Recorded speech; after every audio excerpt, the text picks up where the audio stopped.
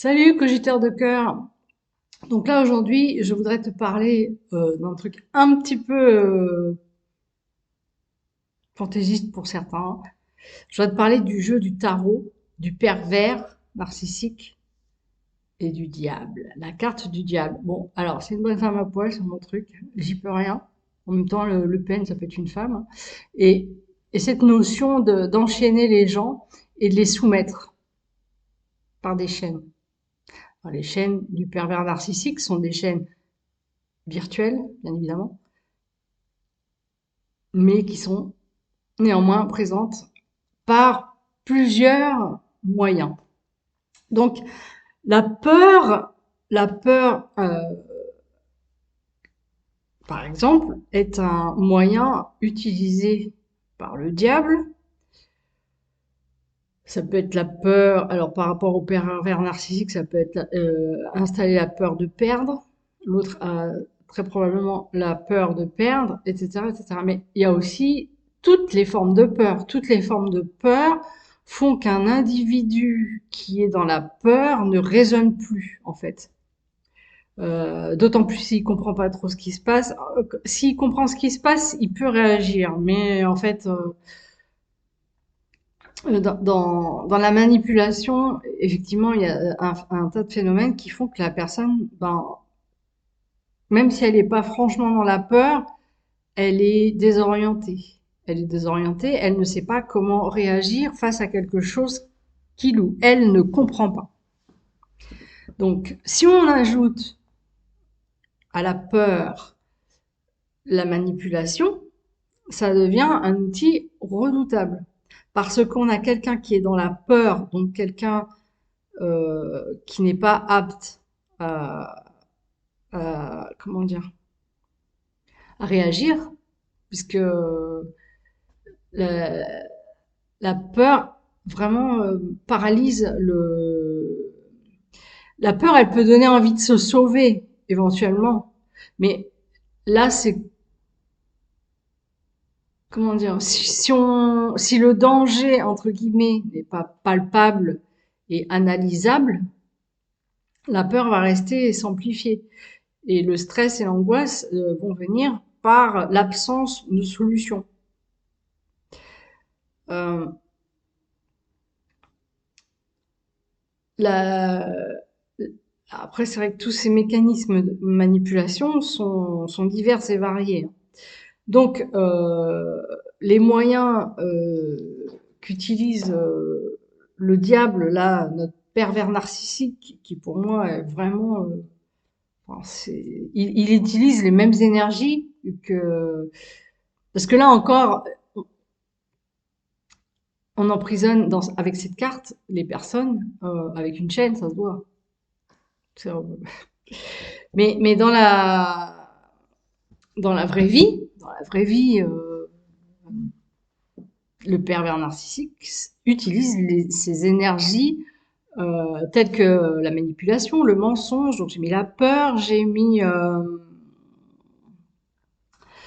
qu'est-ce que j'ai écrit? J'arrive même pas à me relire tellement c'est dégueulasse. La corruption, le chantage, la diffamation, l'expertise peut servir au.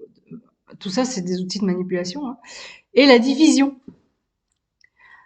Euh, donc, au jour d'aujourd'hui, à quel moment, enfin, tu te rends bien compte quand même à un petit moment que, alors, pour les gens qui se rendent vraiment pas compte de tout ça, ça va être problématique parce qu'ils vont pas s'en rendre compte, mais tous ces outils de domination sont déployés. Alors forcément, la manipulation, on peut utiliser la manipulation de l'image, parce que, comme on dit, la plupart des gens, oui, je crois que ce que je vois. Mais ne serait-ce que pour les, le cerveau, il y a un tas de trucs qu'on voit, mais qu'en fait, qui est faux déjà dans l'interprétation entre l'œil et ce qui est dans la réalité physique. Ça, c'est une chose, mais la manipulation, par définition, si on te manipule et que tu le vois, c'est une manipulation.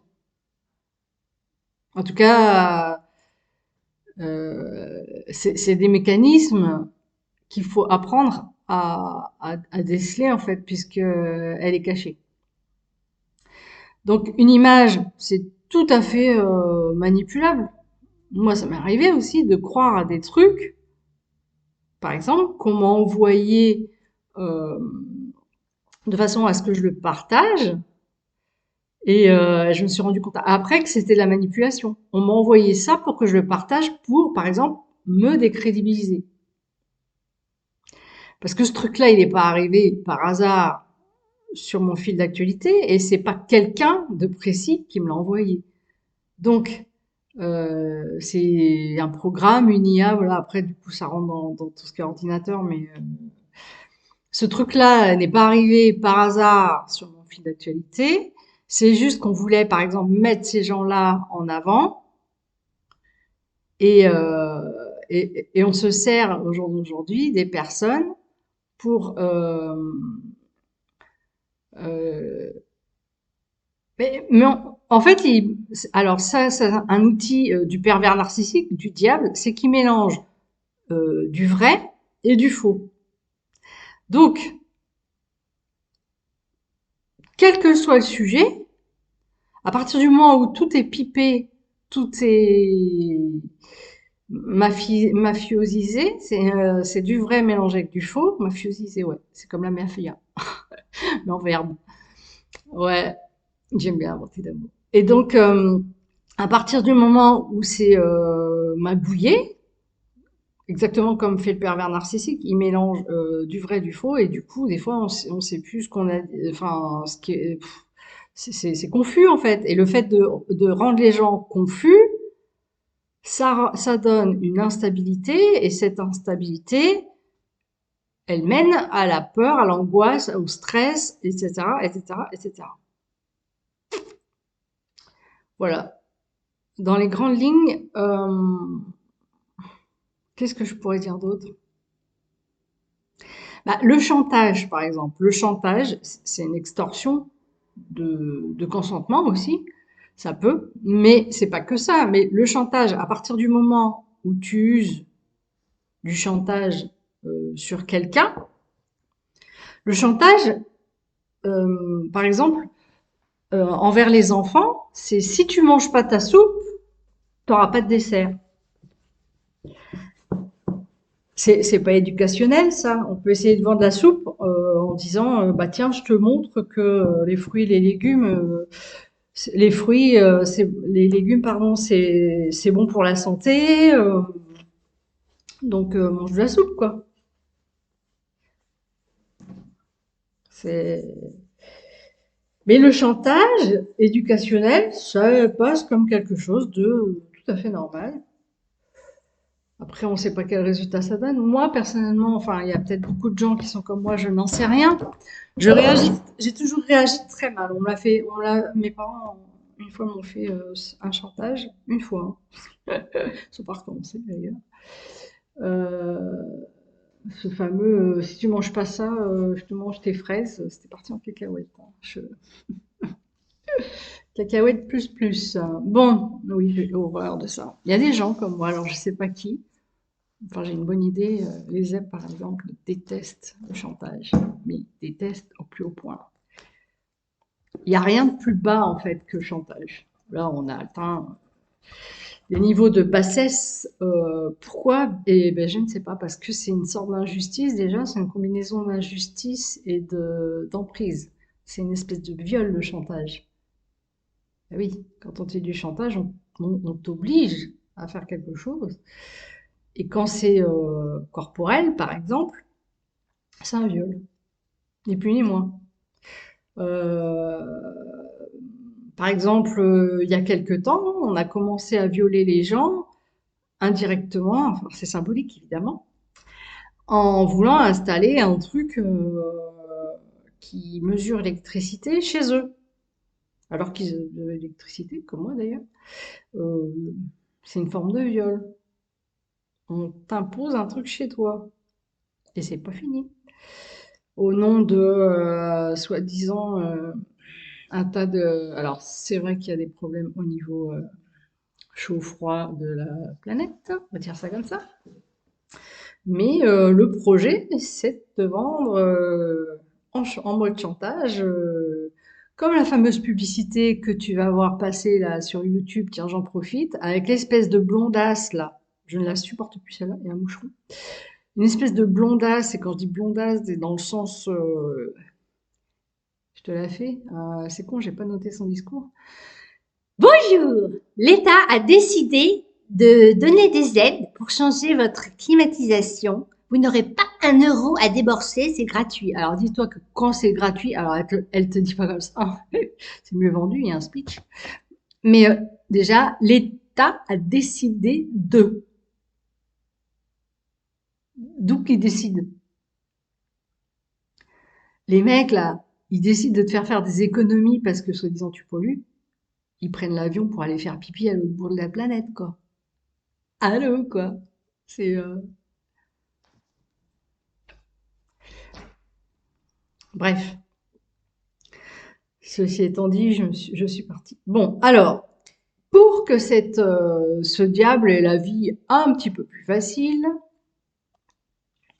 on te chope, donc l'objectif étant du diable étant la domination sur cette carte. Comme le pervers narcissique cherche à te dominer, à te détruire, à te dominer déjà, et à t'utiliser. Exactement comme ça. Les esclaves, ça sert à être utilisé. Donc ça commence très tôt. Je l'écris, c'est juste pour moi. Avec l'école, parce que de toute façon, quand je leur tourne ça à l'envers, vous n'arrivez pas à lire. À l'école, tu obéis à quoi? Tu obéis à quelqu'un qui est derrière un bureau, qui va commencer à remplacer ton parent, père, mère, peu importe. En tout cas, jusqu'à un certain âge, tu n'as affaire en autorité. On est bien d'accord? À part dans certaines tribus africaines où c'est pas où tout le monde s'occupe de l'éducation. Mais tu as affaire donc à tes parents. D'accord? Donc après commence, alors dès le plus jeune âge, hein, sous prétexte bienveillant de t'éduquer au plus tôt. D'ailleurs, je vais t'expliquer tant que j'y suis pourquoi l'école c'est une escroquerie. Parce que tu as la maternelle, tu as les grandes sections, tu as le bac, admettons, tu as, bon, on va dire le bac, puis quelques études par-ci par-là, avec 1 ou 2 ans. À part, je dirais même, à part pour ce qui est scientifique, vraiment, parce que là, faut quand même avoir des connaissances. Hein. Donc, je vais peut-être exclure tout ce qui est sciences, chercheurs, voilà. Mais sinon, tu vas à l'école toute ta vie, et puis tu te rends bien compte que quand tu envoies un CV, par exemple, à droite à gauche, il va y avoir 2 candidatures, et encore, ça c'est encore dans le meilleur des cas. Ce sera Tartampion qui sera pris parce que Tartampion connaît Bidule qui travaille dans l'entreprise et par le biais de machin, alors déjà, ça doit se faire déjà, comment dire, c'est une forme de corruption hein, oui, c'est de la corruption. Quand tu prends quelqu'un ou tu choisis quelqu'un dans une société, une entreprise, parce qu'il connaît un tel ou un tel, c'est une forme de corruption. En tout cas, de non-intégrité, on va dire ça comme ça. Donc, où j'en étais? Oui, alors par rapport à toutes ces strates scolaires que tu passes, tu vois bien que les fils d'un tel ou un tel bah, vont avoir un job plus facilement parce qu'ils vont se faire pistonner par le fils du maire, le truc, le machin, entre parenthèses, les mairies, bon voilà, maintenant on sait où ça en est, hein, de plus en plus, eux et le reste. Hein. Euh, et là où je voulais en venir, c'est cette soumission à l'autorité du diable. On y revient toujours. Hein. Cette soumission à l'autorité du diable qui chope les enfants de bonheur. On va dire, ouais, mais après, t'es heureux, t'es libre, t'as un diplôme. C'est un confort qui est aussi une forme de prison. Parce que certes, là, en fait, la problématique, c'est qu'à ce jour,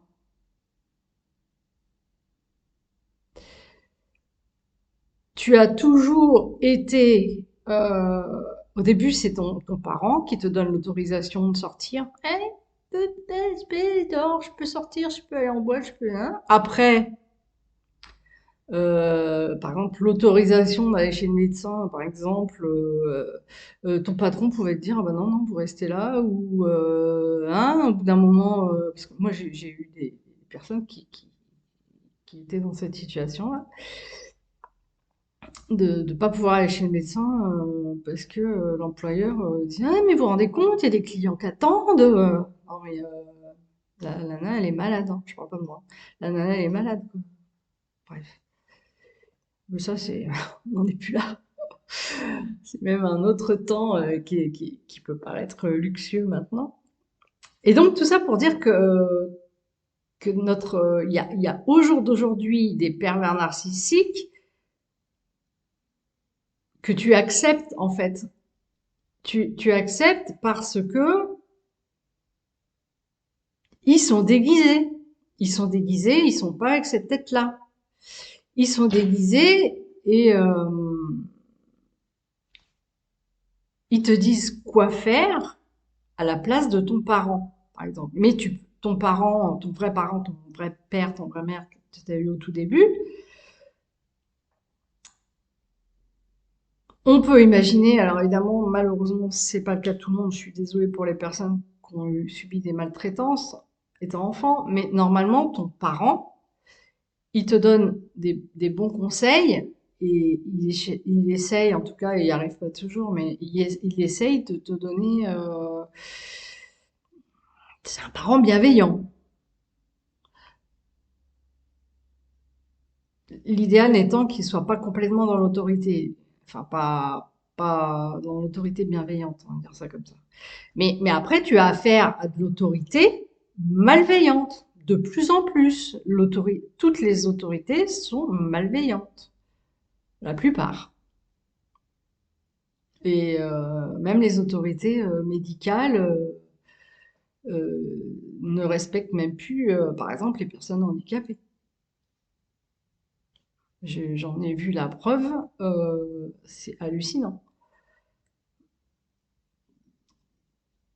Parce que ce sont des bureaucrates qui traitent des dossiers et ils sont leur tort eux-mêmes parce ils se déshumanisent et du coup, le fait de se déshumaniser, un jour, et ben, c'est peut-être même déjà le cas, j'en sais rien, on va les supprimer. Tous les gens qui sont en relation, par exemple, avec des personnes handicapées, on va leur dire, vous remplissez les cases, si la personne ne remplit pas les cases, bon bah, voilà.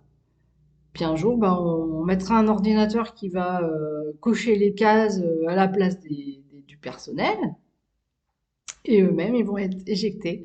C'est chouette, hein? Voilà, voilà. Je suis partie loin. Je suis partie loin. Voilà. Et il y a toujours aussi cette notion de bureau, de domination, d'autorité qu'on te met. On t'a formaté depuis donc la maternelle à avoir une autorité autre que les parents.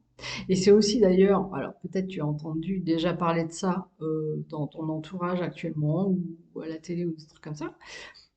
On enlève les enfants à certains parents. Et c'est toujours pour leur bien, hein, toujours. Mais des fois, ils creusent pas plus loin que midi à 14h, quoi. J'ai travaillé dans le social, donc je sais comment ça se passe. C'est-à-dire que il y a plus rien de social. On cherche pas à midi à 14h, hop, hop, hop, on enlève. Alors oui, à la base, oui, dans le tas, il y a des situations où il fallait le faire. Mais des fois, il y a des situations où il fallait pas le faire et ça a été, le remède a été pire que le, comment dire, que ce qu'il y avait à faire, quoi. C'est-à-dire, enlever les enfants aux parents, des fois, c'est pire qu'autre chose. Bénéfice-risque. On en revient à cette histoire de bénéfice-risque, qui est valable aussi dans le social, hein, dans le médical. social, etc. Voilà, c'est tout. Bon, je vais arrêter parce que ça part en cacahuète. On a un super soleil ici. Bon, je peux pas vous montrer, mais super soleil. Super soleil, mais froid. Donc, pull en laine. D'ailleurs, je vous recommande le pantalon de ski pour aller se promener dans les bois. C'est trop top. Du coup, t'as pas froid. Il peut se passer n'importe quoi. Enfin, je parle en région où il fait beau. Enfin, où il fait pas trop froid de neige. Voilà. Allez, salut. Ça part en cacahuète. J'arrête.